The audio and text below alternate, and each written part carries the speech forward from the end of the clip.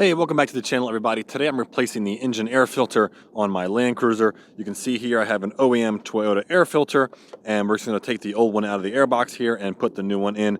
Really simple job. It's hard to mess it up, but I'm going to talk to you while I'm doing it about why I choose to use an OEM air filter that cost me about $30 rather than an aftermarket one that I could have got for about $15 or $20.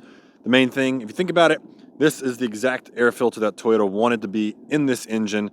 They designed it specifically with the right materials, the right fitment, the right amount of material, the right amount of airflow to work best with this engine here. And that isn't to say the aftermarket ones won't work. It's just this was exactly what Toyota wanted to be in this vehicle. Now, to get the old one out, there's just 4 of these little clips here.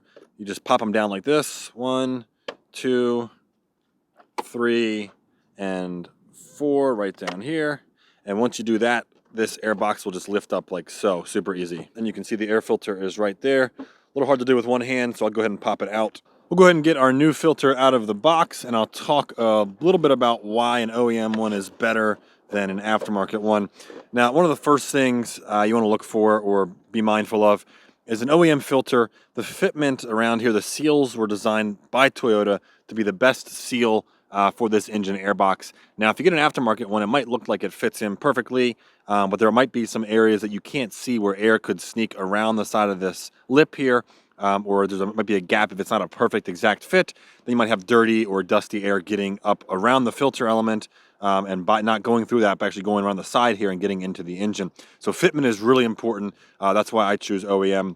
OEM filters also have a better, higher quality material in the filter material itself. Some filters are like a papery material or a little bit better, but Toyota uses the finest materials to be able to trap the most amount of particles, most amount of dust, while allowing the right amount of air through for this engine. You can't really see, obviously, but there are microscopic pores that where the air actually would pass through, that traps enough of the dust but allows enough of the air to get through.